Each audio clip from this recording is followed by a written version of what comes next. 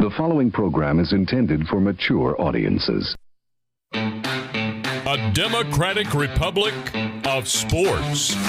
The Sportsocracy with ESPN Asheville hosts Tank Spencer and Jeremy Greene. I'm Tank Spencer, Jeremy Greene alongside, and it's time to talk about the NFL draft needs of the Miami Dolphins. The Dolphins were 10-6 last year, and we think they're on the path to righteousness. They are going to be a contender in the AFC East this year. They famously had the number 3 pick in the draft, traded it to San Francisco, then traded back up to 6.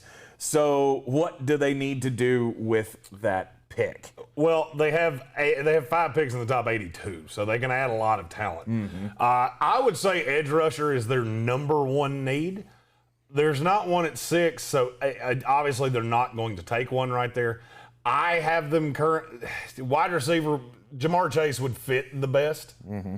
I think having the speedster and Will Fuller would take you away from a Jalen Waddle. A lot of people think Jamar Chase is the number 1 receiver in this draft. I don't agree with them. I have Devontae Smith as the number 1 receiver in this draft. But I think their primary need is edge rusher, and to me the best fit would be with their second round pick and Joseph Asai. That's a guy that fits this scheme. He can stand up. He's very, very multiple. He's a situational pass rusher. That's all he's going to do in the NFL. He's very long. He's very lean. And he would come in immediately and be an upgrade to what they have at pass rusher positions. I think at the 6th pick, if Penei Sewell falls to them, they have to take him. I would agree with you. They don't seem to agree with that. Everything I've heard out of Miami is that they feel good with Austin Jackson. They feel good with Robert Hunt. Mm-hmm. To me, I would like to see them take Penei Sewell at 6, move Austin Jackson to the right side, and slide Robert Hunt into guard, because that's where I think he fits the best. Mm-hmm.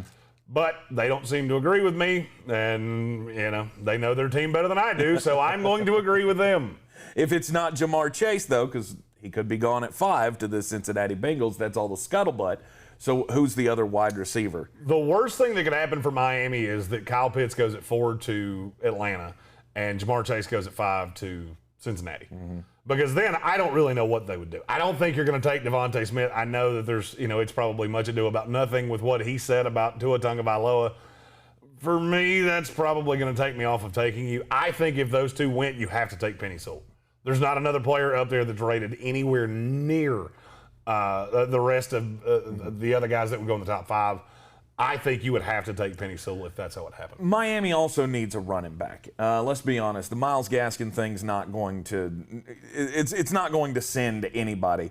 And you got a bunch of dudes behind them. I get Salvon Ahmed had some flashes. He's not whatever. A thing. He's not a thing. The guy I can't get away from is Javonte Williams from North Carolina. I'm going to say this now, and Dolphins fans are going to get pissed off at me for saying this. I'm not just making the shit up. I've heard this more than once. Don't be shocked if they take Javonte Williams at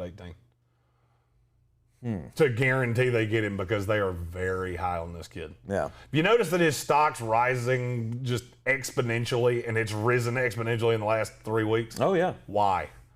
Because there's a team that's very hot on him, and I firmly believe it's the Miami Dolphins. All right. I think I've had Travis Etienne to them in every mock draft that I've ever done. Etienne strikes me too much as Myles Gaskin. I think you need somebody that can run between the tackles, and that's what Javonte Williams is.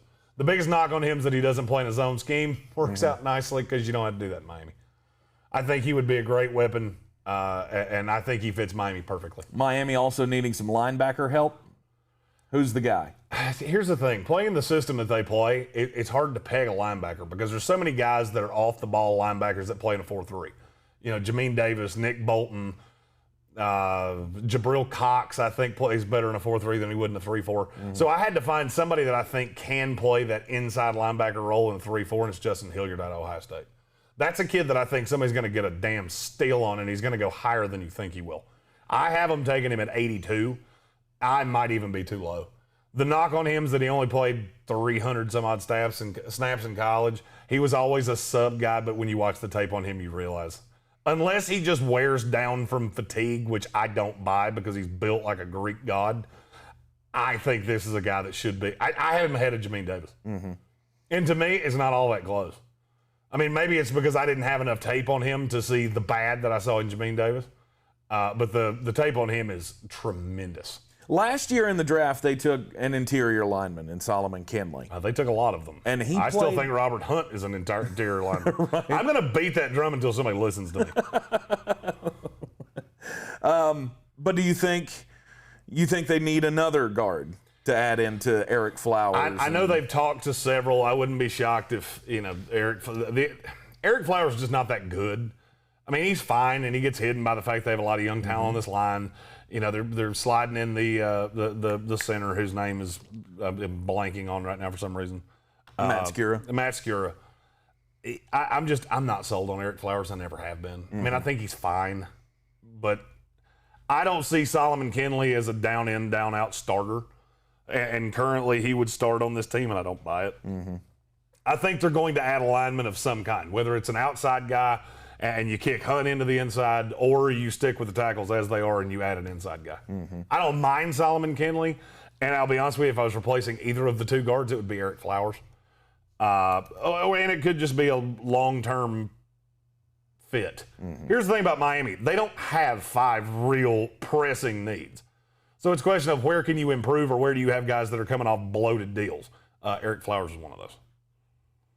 All right, the Miami Dolphins have several picks high in the NFL draft in 2021, including. As a Jets fan, I just have to keep saying 5 in the top 82.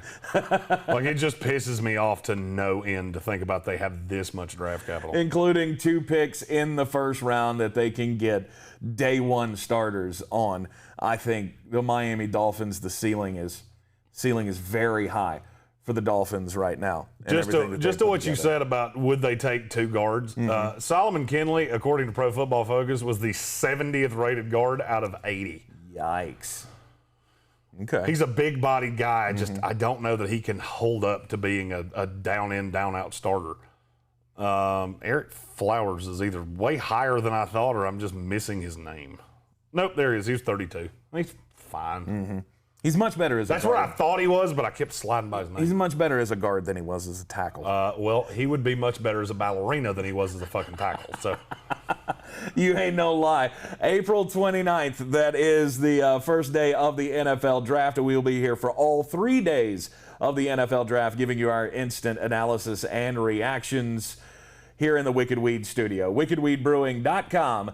Drink different.